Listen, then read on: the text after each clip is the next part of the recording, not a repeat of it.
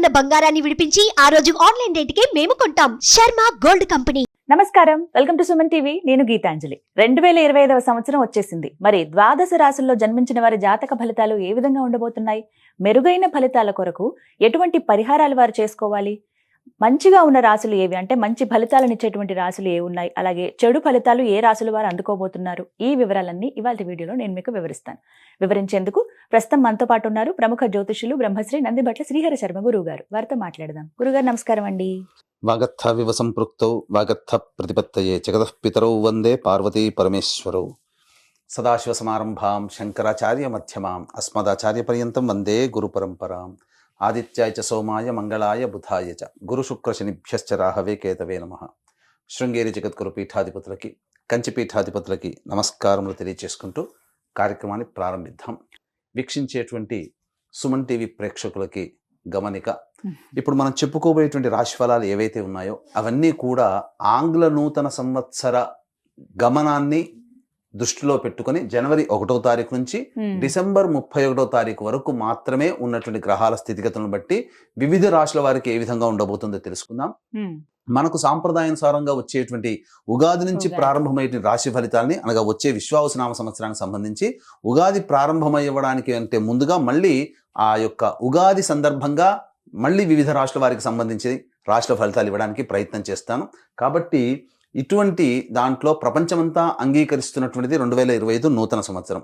అదేవిధంగా మనము కూడా ఆంగ్ల నూతన సంవత్సరం అనేటువంటి భావనతో ఈ యొక్క కార్యక్రమం చేస్తున్నాం.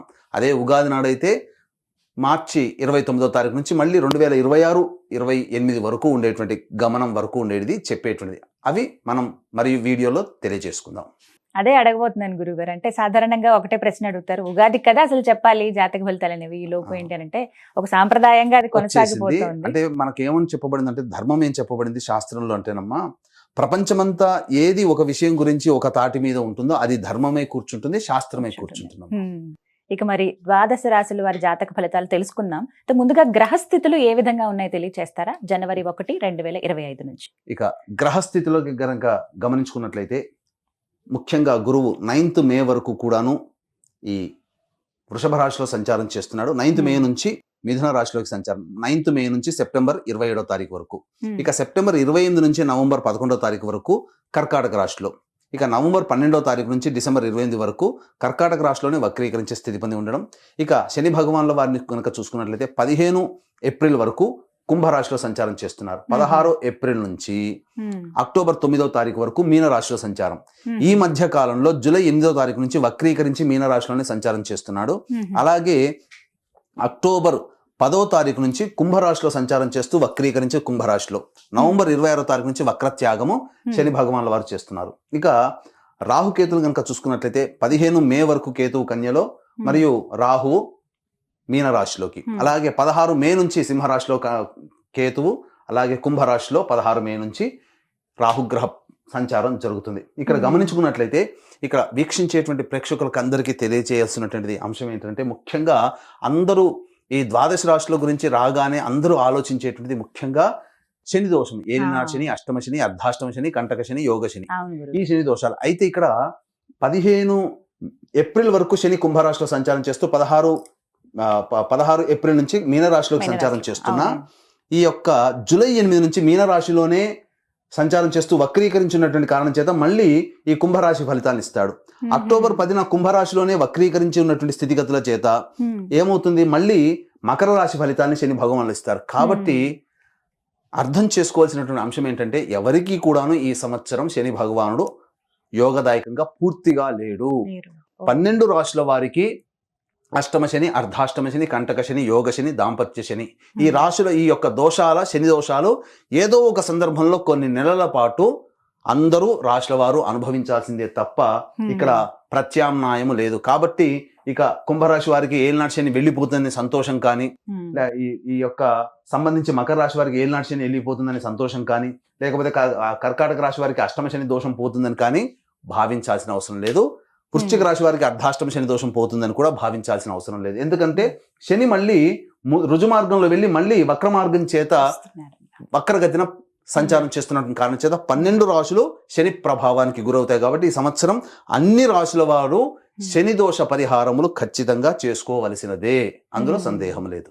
గురుగారు, గ్రహస్థితులు ఏ విధంగా ఉన్నాయో తెలియజేశారు. మరి సింహరాశి వారి జాతక ఫలితాలు ఏ విధంగా ఉన్నాయో తెలియజేస్తారా? వీక్షించేటువంటి సుమన్ టీవీ ప్రేక్షకులకి ఈ యొక్క 2025 సంవత్సరంలో జనవరి 1వ తారీఖు నుంచి డిసెంబర్ 31వ తారీఖు వరకు సింహరాశి వారికి ఏ విధంగా ఉండబోతుందో తెలుసుకుందాం. ముందుగా గమనించుకున్నట్లయితే ఈ యొక్క సింహరాశిలో జన్మించినటువంటి వ్యక్తులకి 9 మే వరకు గురువు వృషభ రాశిలో నవమ స్థానంలో సంచారం చేస్తూ ఉండడం, దశమ స్థానంలో సంచారం చేస్తూ ఉండడం, అలాగే 9 మే నుంచి సెప్టెంబర్ 27 వరకు లాభస్థానంలో సంచారం, మళ్ళీ సెప్టెంబర్ 28 నుంచి నవంబర్ 11 వరకు కర్కాటకంలోనే. మళ్ళీ ఇక్కడ గమనించుకున్నట్లయితే ప్రధానంగా ఈ యొక్క ఇటు శని బలము మరియు గురు బలము తక్కువగా ఉన్నటువంటి కారణం చేత కొన్ని ఇబ్బందికర పరిస్థితులు అనేటువంటివి ఈ సింహరాశిలో జన్మించినటువంటి వారు ఈ సంవత్సరం ఎదుర్కోబోతున్నారు. కాబట్టి ఇబ్బందులు అనేటువంటివి ముందుగానే మనకు ఉన్నాయని తెలుసుకున్నప్పుడు దాని నుంచి ఎలా బయటపడాలో అనేటువంటి ఆలోచనతో క్రమశిక్షణతో గనక ఉన్నట్లయితే ఈ సింహరాశి వారికి ఈ యొక్క 2025 సంవత్సరం అంతా కూడాను ఆనందదాయకంగా ఉంటుందని చెప్పవచ్చు. అయితే ఇక్కడ గమనించుకున్నట్లయితే ప్రధానంగా మార్చి 30వ తారీఖు వరకు గురువు వక్రీకరించి ఉండడం, నవమ స్థాన ఫలితాన్ని ఇవ్వడం, తద్వారా ఏమవుతుంది, ప్రధానంగా విదేశీ యానానికి సంబంధించి చేయ ప్రయత్నాలన్నీ కూడాను కొలిక్కి వస్తాయి. విదేశీ విద్య లేదా విదేశంలో ఉద్యోగం కోసం ప్రయత్నం చేసే సింహరాశిలో జన్మించినటువంటి వాళ్ళకి అంతా శుభకరంగా ఉంటుందని చెప్పవచ్చు. ఇక దశమస్థానం ఉన్నటువంటి సంచార ప్రభావం చేత ఎప్పుడు ఏప్రిల్ 1వ తారీఖు నుంచి 9 మే వరకు కూడా దశమ స్థానంలో సంచారం చేస్తుండడం. కాబట్టి ఈ యొక్క సింహరాశిలో జన్మించినటువంటి ఉద్యోగస్తులు ఎవరికైతే ఉంటారో వాళ్ళకి సాధారణమైనటువంటి ప్రమోషన్స్తో కూడుకున్నటువంటి బదిలీలు కానీ, లేకపోతే ఈ యొక్క ప్రమోషన్స్ అనేటువంటివి, కొత్త బాధ్యతలు అనేటువంటివి ఈ 1 ఏప్రిల్ నుంచి 9 మే వరకు మధ్యకాలంలో మీకు ఏర్పడతాయని చెప్పవచ్చు. ఇక 9 మే నుంచి సెప్టెంబర్ 27వ తారీఖు వరకు లాభస్థానంలో గురు సంచారం చేస్తున్నటువంటి ప్రభావం చేత మనం లాభం అంటే యోగదాయకంగా ఉంటుంది అనుకుంటాం. కానీ కొన్ని విపత్కర పరిస్థితులు గురుగ్రహ ప్రభావాలను ఎదుర్కోవాల్సి వస్తుంది. అంటే ఏమవుతుంది, ఉద్యోగంలో చేసేటువంటి వాళ్ళైతే అధికారుల యొక్క ఆగ్రహాలకు గురవడం, అలాగే తోటి ఉద్యోగస్తులు సహకరించకపోవడం, అలాగే వ్యాపారస్తులైతే కస్టమర్స్ వల్ల ప్రభావాలు ఎక్కువగా ఇబ్బందులు పడుతూ ఉండడం, అలాగే వృత్తుల్లో ఉన్న వాళ్ళైతే సహాయ సహకారాలు, పెద్దల యొక్క సహాయ సహకారాలు రాకపోవడం, అనుకున్నటువంటి పనులు, పెద్దవాళ్ళ నుంచి కావాల్సినటువంటి పనులు అన్నీ కూడాను డిలే అవుతుండడం ఈ యొక్క సింహరాశిలో జన్మించినటువంటి ఉద్యోగస్తులు, వ్యాపారస్తులు,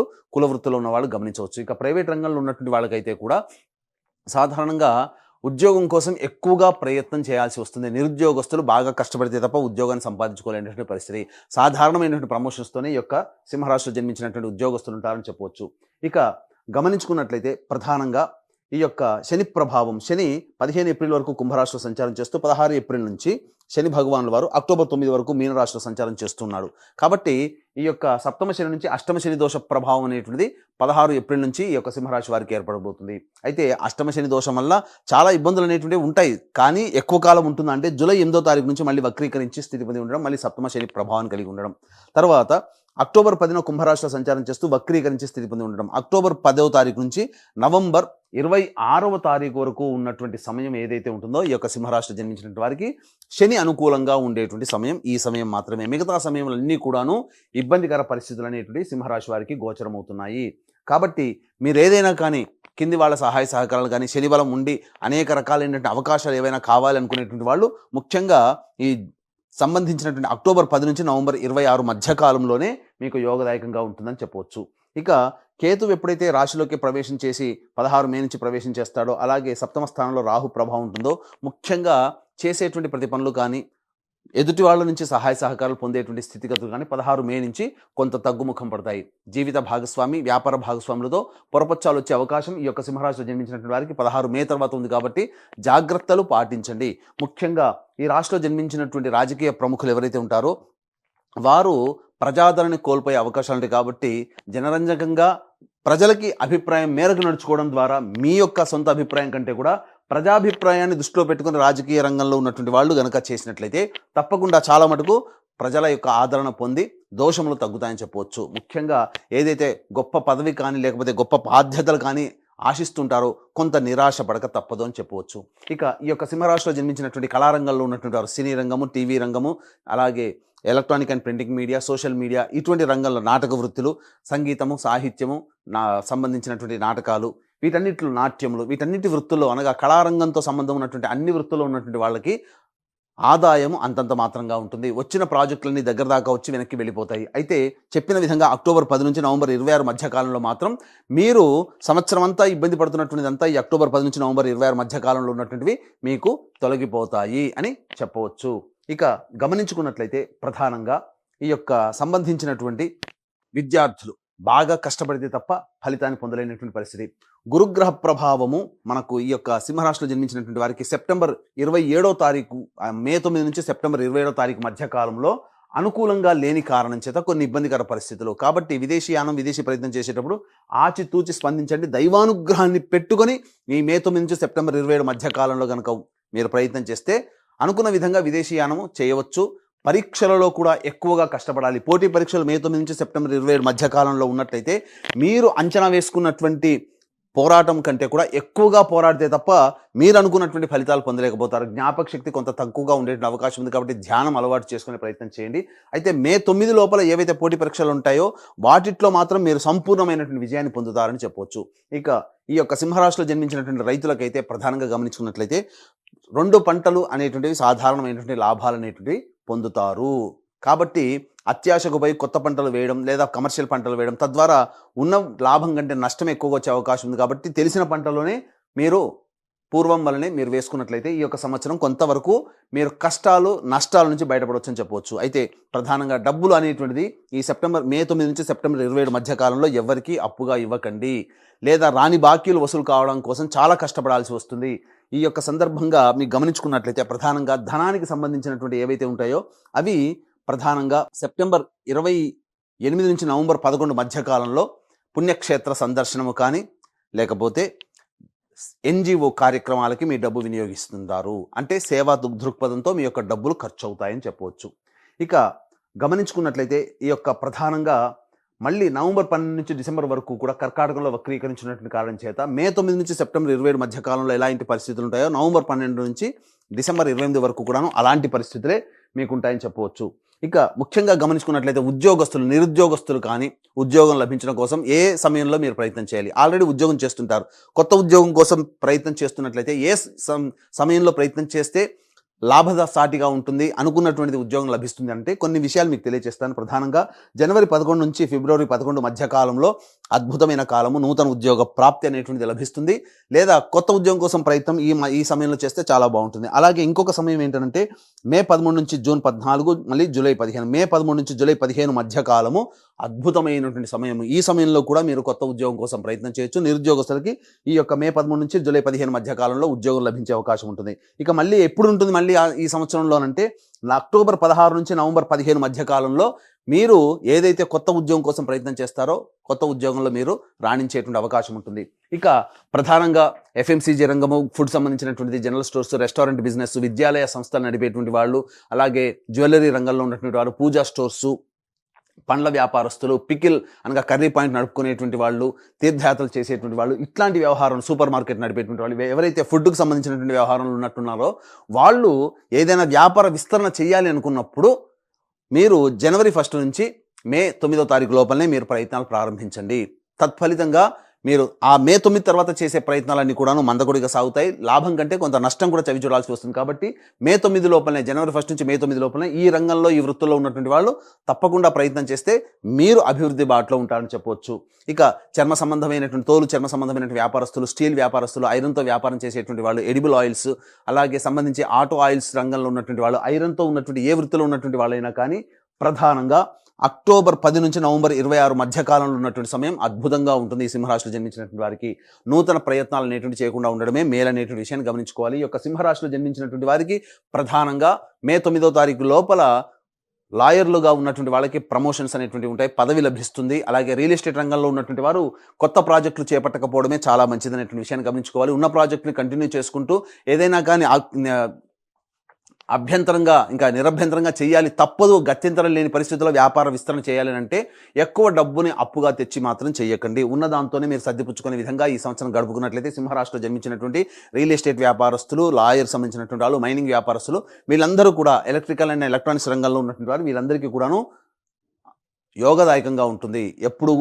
ఎక్కువగా డబ్బులు అప్పు తెచ్చి పెట్టుకోకుండా ఉన్నట్లయితే. ఇక గమనించుకున్నట్లయితే ప్రధానంగా ఈ యొక్క సింహరాశిలో జన్మించినటువంటి వారికి ఈ సంబంధించినటువంటి అన్ని రంగాలలో ఏ సమయంలో బాగుంటుంది, జనవరి 1 నుంచి మే 9 తారీఖు వరకు, అలాగే అక్టోబర్ 10 నుంచి నవంబర్ 26 తారీఖు మధ్య కాలంలో కొంతవరకు యోగదాయకమైనటువంటి పరిస్థితులను పొందుతారు. ఏ తర్వాత చెప్పొచ్చేది ఏమిటంటే, ఈ యొక్క రాశిలో జన్మించినటువంటి వారికి శుభాశుభ మిశ్రమం అనేటువంటిది ఉంటుంది. ఈ రాశిలో జన్మించినటువంటి స్త్రీలు కుటుంబంలో పేరు ప్రఖ్యాతులు సంపాదించుకోవడం కోసం చాలా కష్టపడాల్సి ఉంటుంది. అలాగే మీరు ఎంత ప్రయత్నం చేసినా, మీరు ఎంత అభిమానాన్ని, ప్రేమను చూపించినా కుటుంబ సభ్యుల నుంచి అంతగా మీరు ఎక్స్పెక్ట్ చేసేటువంటిది రాకపోవడం, తద్వారా కొంత మానసికమైనటువంటి వ్యధకి గురయ్యేటువంటి అవకాశాలు గోచరమవుతున్నాయి. అయితే ప్రధానంగా గమనించుకున్నట్లయితే ఈ యొక్క మే 9 నుంచి సెప్టెంబర్ 27 మధ్య కాలంలో ఈ యొక్క సంబంధించినటువంటి రాశిలో జన్మించినటువంటి స్త్రీలకి అనారోగ్య సమస్యలు పెరిగేటువంటి అవకాశం ఉంటుంది. ఇండైజెషన్, అసిడిటీ ప్రాబ్లంతో వచ్చేటువంటి అవకాశాలు ఉంటాయని చెప్పొచ్చు. ఇక ముఖ్యంగా ఈ సంబంధించినటువంటి 16 ఏప్రిల్ నుంచి జూలై 8వ తారీఖు ఉన్నటువంటి మధ్యకాలంలో అనారోగ్య సమస్యలు, మోకాళ్ళ నొప్పులు, కాళ్ళల్లో బలం లేకపోవడం, ఇలాంటి కొంత ఇబ్బందికర పరిస్థితులు, శరీరంలో బలం లేకపోవడం అనేటువంటిది ఈ యొక్క సింహరాశిలో జన్మించినటువంటి స్త్రీ పురుషులు పొందుతారని చెప్పొచ్చు. అయితే ప్రధానంగా వివాహానికి సంబంధించి ప్రయత్నాలను కూడా కొలిక్కి వస్తాయి. మే 9వ తారీఖు లోపల వివాహం నిశ్చయమయ్యే అవకాశం ఉంటుంది. మళ్ళీ ఇంకా ఎప్పుడు ఇలాంటి అవకాశం ఉంటుంది అని అనుకుంటే, ప్రధానంగా జూలై 8వ తారీఖు నుంచి అక్టోబర్ 10వ తారీఖు వరకు ఉన్నటువంటి సమయం వివాహానికి అనుకూలంగా ఉండేటువంటి సమయంగా చెప్పవచ్చు. కాబట్టి మే 9 లోపలైనా, జూలై 8 నుంచి అక్టోబర్ 10వ తారీఖు లోపలైనా కానీ వివాహానికి అనుకూలంగా ఉంటుంది. అయితే ప్రధానంగా ఈ యొక్క రాశిలో జన్మించినటువంటి దంపతుల మధ్య లేదా వ్యాపార భాగస్వాముల మధ్య కొంత పొరపచ్చాలు వచ్చే అవకాశం ఉంది. కాబట్టి మాటని తక్కువగా వాడుకుంటూ లౌక్యంతో వ్యవహరించినట్లయితే జీవిత భాగస్వామితోనూ, వ్యాపార భాగస్వామితోనూ అంతగా ఇబ్బందికర పరిస్థితులు అనేటువంటివి ఎదురవవు. ఏ తర్వాత ఈ యొక్క సింహరాశిలో జన్మించినటువంటి వారికి సామాన్యమైనటువంటి యోగదాయకమైనటువంటి పరిస్థితులే ఉంటాయని చెప్పవచ్చు. సింహరాశి వారు మెరుగైన ఫలితాలు పొందాలంటే గనక ఎటువంటి పరిహారాలు చేసుకుంటే మంచిదంటారు? ఈ సింహరాశిలో జన్మించినటువంటి వారు ప్రతిరోజు కూడాను కాలభైరవాష్టక పారాయణము, రుద్ర కవచము అనేటువంటిది కనుక పారాయణం చేసుకున్నట్లయితే చక్కగా సమస్యలన్నీ కూడా సమతిపోతాయని చెప్పవచ్చు. అయితే ఇక్కడ ప్రధానంగా ఈ యొక్క సింహరాశిలో జన్మించినటువంటి వారికి ఈ సంవత్సరం వారి యొక్క సంకల్పం అనేటువంటిది నెరవేరాలి. అంటే వాళ్ళకి జీవితం యోగదాయకంగా ఉండాలి, గత సంవత్సరం కంటే ఇంకా మెరుగైన స్థితిలో ఉండాలి అనేటువంటి యొక్క ఉద్దేశంతో ఈ యొక్క సింహరాశిలో జన్మించినటువంటి వారికి ప్రధానంగా ప్రభావం ఎలా ఉంటుంది, సింహరాశి వారి ప్రభావం ఎలా ఉంటుంది అని అంటే, వివాహం అయితే గనక భార్య లేదా భర్త జాతకము, పిల్లల జాతకాలు మీ మీద ప్రభావం ఉంటుంది. అలాగే వివాహం కాకపోతే తల్లిదండ్రులు, తోడబుట్టిన వాళ్ళ జాతకం ప్రభావం కూడా మీ మీద ఉంటుంది. కాబట్టి ఈ యొక్క సింహరాశిలో జన్మించినటువంటి వారికి చక్కగా దైవానుగ్రహం తక్కువగా ఉన్నటువంటి కారణం చేత దైవానుగ్రహం అందరికీ అందించాలనేటువంటి ఒక సదుద్దేశంతో ఈ 2025 సంవత్సరంలో మీ రెజల్యూషన్స్ అన్నీ కూడాను పూర్తి చేయించాలనేటువంటి సదుద్దేశంతో ఈ యొక్క జనవరి 13వ తారీఖు రోజున అద్భుతమైనటువంటి రోజు, పుష్య పౌర్ణమి రోజు, ఆ రోజున శ్రీకారం చుట్టబోతున్నాం. ప్రతి నెల ఒక్కొక్క పుణ్యక్షేత్రంలో మీ కుటుంబ సభ్యుల గోత్రనామాదులతో సర్వదోష నివారణ పూజలు, హోమాలు అనేటువంటి చేయించడం జరుగుతుంది. అలాగే శని ప్రభావము 12 రాశుల వారికి ఉంటుంది. కాబట్టి గత జన్మ కర్మదోష నివారణార్థమై హోమాది కార్యక్రమాలు ప్రతి నెల ఒక్కొక్క పుణ్యక్షేత్రంలో ఒక్కొక్క రోజున చేయించడం జరుగుతుంది మీ కుటుంబ సభ్యుల గోత్రనామాలతో. వీరికి సంబంధించినటువంటి వివరాలకి సంబంధించినటువంటి రిజిస్ట్రేషన్ వివరాలు కార్యక్రమ తదనంతరం కాంటాక్ట్ చేసి తెలుసుకోవచ్చు. అలాగే తండ్రి వైపు, భర్త వైపు 6 తరాలు, తల్లి వైపు, భార్య వైపు 3 తరాల్లో ఏమైనా కుటుంబంలో దుర్మరణాలు ఉన్నా, అలాగే liver problem, kidney problem, cancer రోగాలతో మరియు 60 సంవత్సరాల లోపల మీ కుటుంబ సభ్యులు ఏ విధంగానైనా చనిపోయినా వాటిని పితృదోషం అని అంటారు. కాబట్టి ఇటు పితృదోష నివారణకి ప్రతి నెల కూడాను పితృదోష నివారణ కార్యక్రమాలు జరిపించడం జరుగుతుంది. అవకాశం ఉన్న వాళ్ళు కార్యక్రమ తదనంతరం కాంటాక్ట్ చేసి తెలుసుకోవచ్చు. ఇక ఈ యొక్క సింహరాశిలో జన్మించినటువంటి వారికి మీకు ఏవైతే ఈ చెప్పబడినటువంటి ఫలితాల కంటే ఇంకా విభిన్నంగా మీ యొక్క జన్మజాతకం ఉందనంటే, మీ యొక్క జన్మజాతకంలోని నడుస్తున్నటువంటి గ్రహ దశాంతర దశల యొక్క ప్రభావాలు. కాబట్టి దగ్గరలోని మంచి ఉపాసనా పరులైనటువంటి జ్యోతిష్యులను సంప్రదించి వారి సలహాలు, సూచనలు కనుక పాటించినట్లయితే మరింత మెరుగైన జీవితాన్ని పొందుతారని ఆశిస్తూ సర్వం శ్రీ ఉమామహేశ్వర పరబ్రహ్మార్పణమస్తు. చాలా చక్కగా వివరించారు గురువు గారు. ధన్యవాదాలండి.